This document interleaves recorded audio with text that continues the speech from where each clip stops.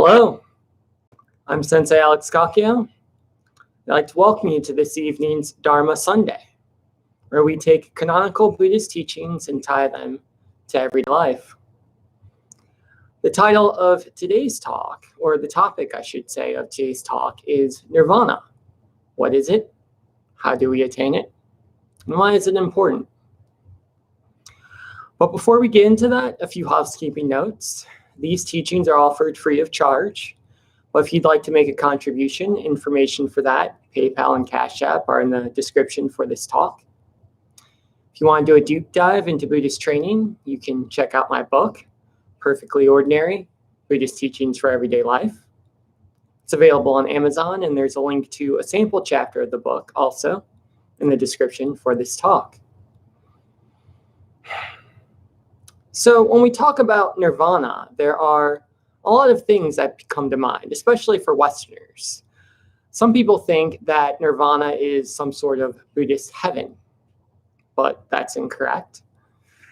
Some other people think that nirvana is the same as enlightenment, but that's not correct either. Nirvana is something that we attain in our path towards enlightenment, but it's not enlightenment itself. And finally, some people think that in order to attain nirvana, we have to be a deeply realized master, that we must be a monk or a nun who lives in a cave for many years on retreat or in a monastery in order to attain this. And that's not correct either. So what is nirvana? And I like words, I like definitions. So I went to the sutras to figure out, what did Buddha call nirvana? And the definition I'm going to read from you is from the Nirvana Sutra. It's the BDK English Tripitaka translation, if you'd like to read it for yourself. And this definition is found on page 119 of that book. So, the Buddha, when defining nirvana, said, to put an end to the defilements is called nirvana. Like a fire that is extinguished, there is nothing there whatsoever.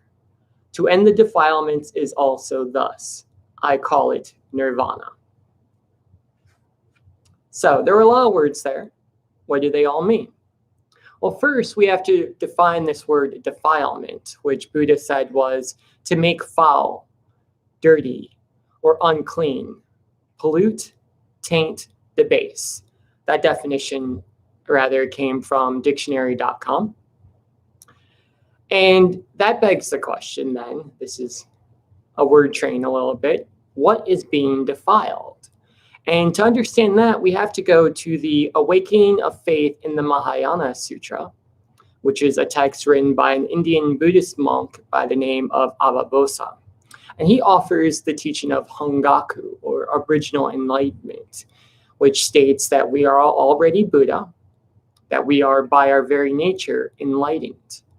And fun fact, this teaching was part of the Tendai Buddhist school in Japan, and many of the masters that came from that school, Dogen, Nichiren, Honen, Shinran, worked this teaching of original enlightenment into their own practices when they began their own Buddhist schools. That's why the teaching of original enlightenment can be found in Pure Land Buddhism, in Nichiren Buddhism, and in Soto Zen Buddhism as well. But that's a non sequitur. The point is that when we talk about nirvana, when we talk about defilement, what Buddha is saying is that our own enlightened nature is being defiled. And so the process of attaining nirvana is the process of purifying our enlightened nature, which in and of itself is pure, but it can be covered over by the defilements of greed, the defilement of anger, and also the defilement of ignorance. So we have an originally enlightened nature that is covered over and defiled by greed, anger, and ignorance. And we cleanse ourselves of those defilements. And the more clean we are, the more our original enlightenment can shine through, the deeper we move into nirvana. Now, it's interesting that Buddha uses the example of fire and the extinguishment of fire when he's talking about our defilements, because That makes it very simple to understand. When we're talking about nirvana, we are talking about the flames of greed, anger, and ignorance burning within ourselves. And in order to attain nirvana, we have to extinguish those flames. And how do we do that? Well, how do you extinguish any fire? You simply stop putting fuel on it. So when I was a kid and I was in Boy Scouts, it was the end of the night and we wanted the fire to die down so we can go to sleep, never leave a campfire unattended. We'd stop putting wood on the fire. And as we stopped putting wood on the fire, it got cooler, smaller, and cooler and smaller until eventually there were only coals left. And eventually, if we continued to not put fuel on the fire, even the coals were gone. The fire was extinguished. When we talk about the flames of our defilement, when we talk about our greed, our anger, and our ignorance, it's the same thing. We just have to stop putting fuel on these fires. And how do we go about that? Well, we do that through the Four Noble Truths. We do that through the Noble Eightfold Path. And that's why I'm always so insistent that we need to study these teachings, that they aren't things that we just memorize and then move on. That's why I always say, if you understand the Four Noble Truths and the Noble Eightfold Path, you understand all of Buddhism. This is an example of that. If you understand those teachings, you understand Nirvana. Because that's what allows us to extinguish these flames.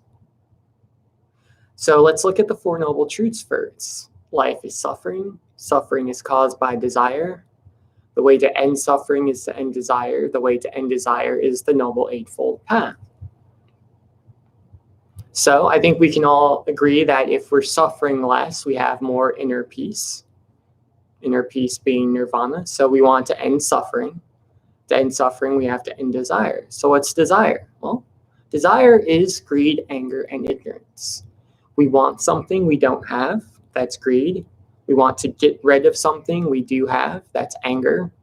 Or we don't see the world clearly. That's ignorance. And thus we fall into patterns of greed and anger.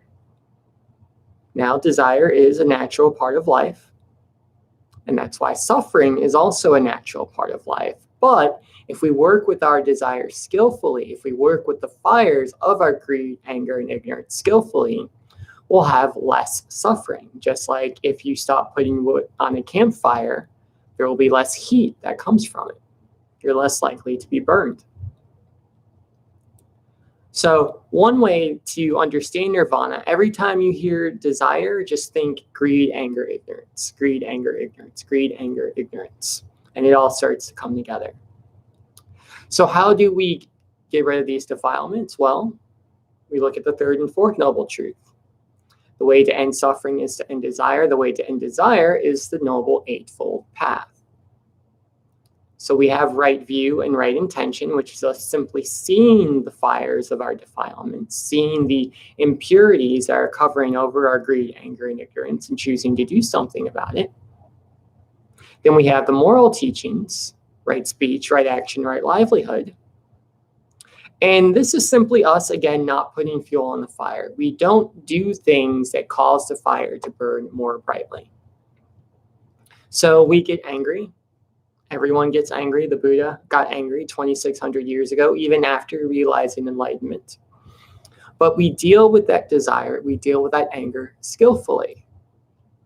So a typical thing, if we're not working with it skillfully, someone cuts us off in traffic, we get angry. Maybe we cuss them out. Maybe we chase them down and we try to cut them off.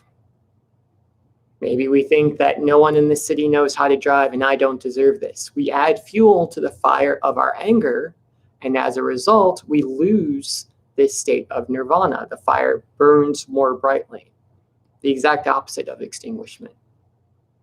On the other hand, if we experience that fire, that anger, and instead we take a few deep breaths, if instead we chant Namu Amida Butsu, I take refuge in Amida Buddha, if instead we turn on some music that we enjoy and focus on that, now that anger cools. Now our inner peace, our nirvana, increases. And this is important. Nirvana isn't binary. It's not something we have or we don't have. Nirvana is a spectrum. We move further into or out of nirvana in the same way that a campfire, it can get brighter or more cool.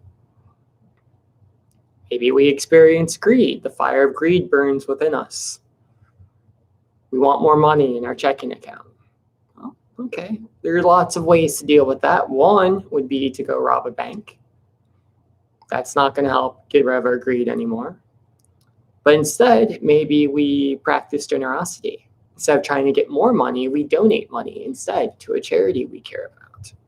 Maybe we make a meal for a loved one. And through that act of generosity, we cool the fire of our greed and thus increase our level of nirvana. Again, extinguishment of the flame. That's nirvana. And that's what right speech, right action, and right livelihood is. It's just us behaving in a way that doesn't put fuel on the fire. And then finally, at the end of the Noble Eightfold Path, we have what? We have right effort, right mindfulness, and right concentration. This is the meditative teachings of the path, the meditative teachings of Nirvana. So these are practices that we engage in that, again, help us not put fuel on the fire and also help us gain insight into our true nature, which is enlightenment. Mindful breathing is an excellent example of that. Going back to the guy who cut us off in traffic. Instead of chasing him down, instead of cussing him out, we engage in mindful breathing. We breathe in and out through our nose. We extend the belly button on every inhale. And we focus on the physical sensations of our breath instead of focusing on the angry thoughts, which, again, we all have. And as we do that, I can't believe he cut me off. Focus on the breath. No one in this city can drive. We focus on the breath. I hate rush hour. Focus on the breath. We are stealing fuel from the fire of our anger. It starts to cool, and we move deeper into nirvana. Another good practice is chanting. One chant that I love quite a bit is Namu Amida Butsu. I take refuge in Amida Buddha, the ego-ending chant. And very simply, what happens there? Same thing. We have the thought of greed, thought of anger, thought of ignorance, and we come back to the chant. I wish I had $1 million. Namu Amida Butsu. I can't believe they said that to me. Namu Amida Butsu. My apartment is way too small. Namu Amida Butsu. And as we do that, again, as we have that single pointed concentration, in this case on the chant, we move deeper into nirvana. And this is why I said we don't have to be some deeply realized master in order to attain nirvana. It's something that's available to all of us. It's simply a part of the practice. And as we attain nirvana, we're able to gain insight into our own enlightened nature. This is why I said nirvana is not the same as enlightenment. Rather, it's something we experience and attain on our way to the realization of enlightenment. That's why if you've been watching the channel for a while, I say we attain nirvana and we realize enlightenment. Because, again, going back to the teaching in the Awakening of Faith in the Mahayana Sutra, we are already enlightened beings. We just have to realize that. But nirvana, however, is something we do attain. We have to work for that. We're not naturally peaceful beings, but we are naturally enlightened. Sutra study, again, is another way that we can move further into nirvana. Just like movies and books can affect our mood, we need to choose the movies and books we watch carefully to watch how they affect our minds. So if we have a bad day, we can play violent video games or watch TV shows that are violent and hateful, or we can pick up the Nirvana Sutra, the Lotus Sutra, the Vimalakirti Sutra. And as we read these texts and absorb the Buddha's teachings through his words, once again, we move deeper into nirvana. We move deeper into inner peace. So that's all. That's it. That's what nirvana is. It's inner peace. It's the extinguishment of the flames of our defilements, the defilements being greed, anger, and ignorance. We extinguish those flames through the Four Noble Truths and the Noble Eightfold Path. Practices like chanting, meditation, and sutra study are very effective. in doing this. That's why you always find them when you go to Buddhist temples. But it's important to remember, once again, that this is available to all of us. And if we forget momentarily, that's fine. It doesn't mean we're bad people. We're just people who've made a mistake. Our Buddha nature, our own enlightenment, cannot be defiled. It can only be covered over. And these practices I mentioned earlier are ways for us to dig into our defilements, remove them, and allow our enlightenment to be manifest into the world. Amitabha.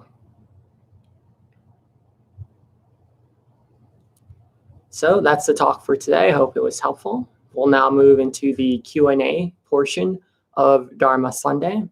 This is where you have the opportunity to ask me questions about this evening's talk, about Buddhism in general, or if you simply have comments you'd like to mention for the good of the Sangha, you can do that as well.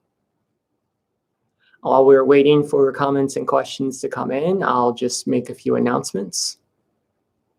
Again, these teachings are offered free of charge, but if you'd like to make a contribution, information for PayPal and Cash App are in the description.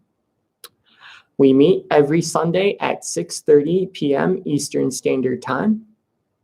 So make sure you subscribe and hit the notification bell. That way you'll be notified when the live stream starts. If you're just tuning in, feel free to rewind back to the beginning of the talk if you'd like to hear it from the beginning.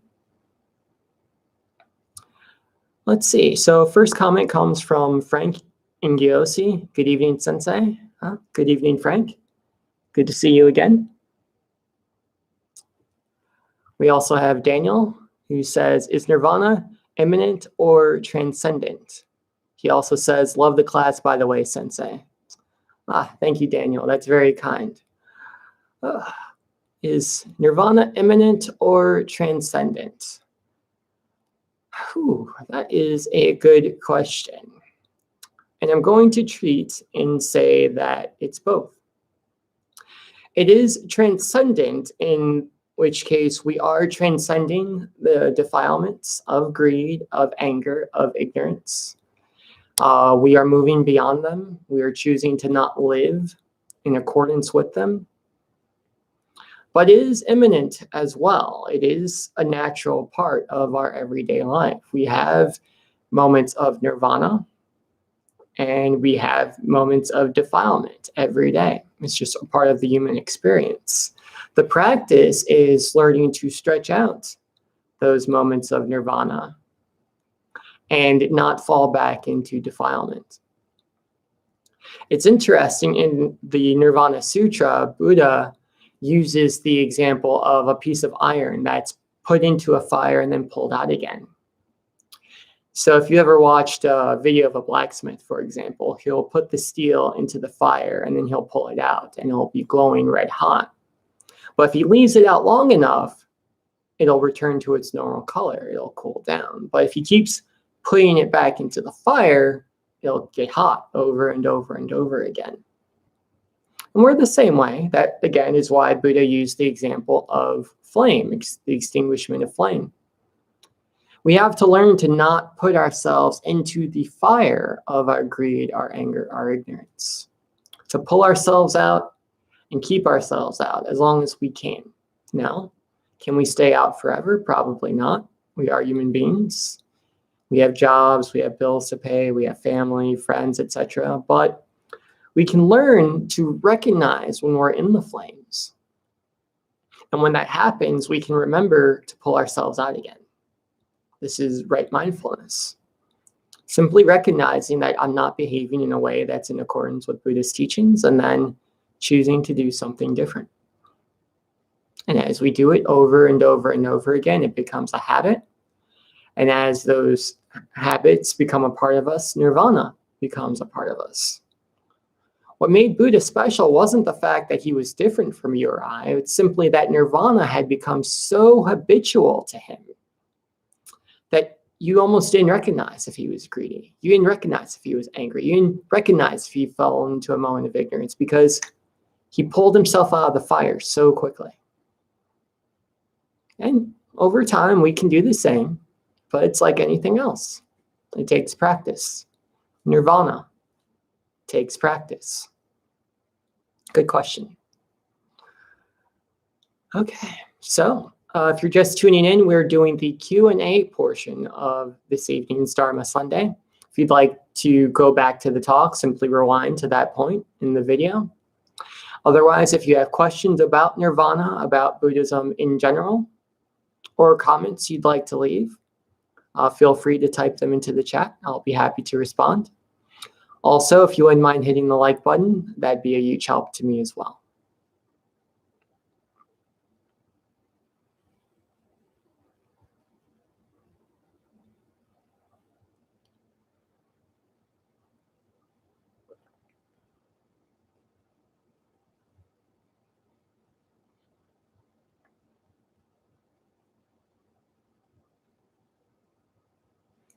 Kenneth Erickson says, Gasho, Alex.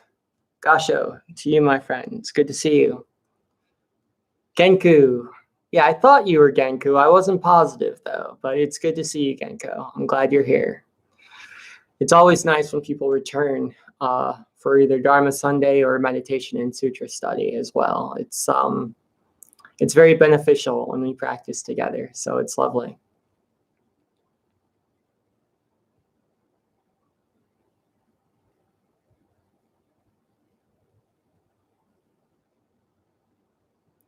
And again, if you have any comments or questions for this evening's talk, now's the time to type them into the chat. I'd be happy to respond.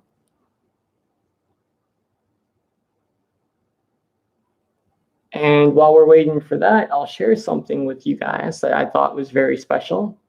My girlfriend bought me this mug for Valentine's Day. Not sure if you can see that, but it has my name on it, Alex Kakuyo.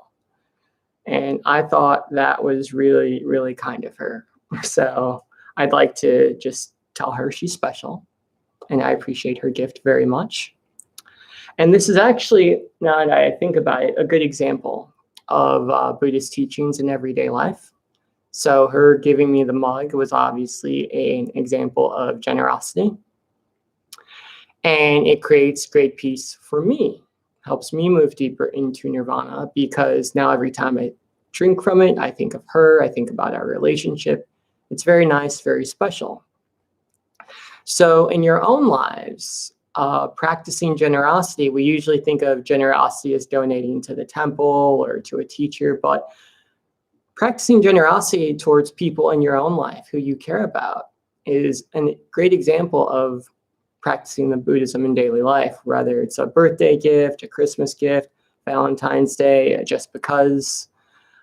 Doing things like that for people can help them experience inner peace, help them experience Nirvana, but it also helps you as well, because it helps you to manifest your own Buddha nature in daily life. All right, so I think that's it for you this evening. I don't see any other questions or comments coming in. Thanks again for joining us. Dharma Sunday is something we do every Sunday at 6:30 p.m. Eastern Standard Time. And if you'd like to join us for meditation and sutra study, that happens every Wednesday at 6:30 p.m. Eastern Standard Time. And during meditation and sutra study, it's a little different. During Dharma Sunday, we just do the Dharma talk. During meditation and sutra study, we read from a sutra. We have one more week left of the Vimalakirti Sutra, then we'll be moving on to the Lotus Sutra. We also do a 15-minute guided meditation. There's a Dharma talk and a Q&A as well. So I think that's it for this evening. Thanks for joining.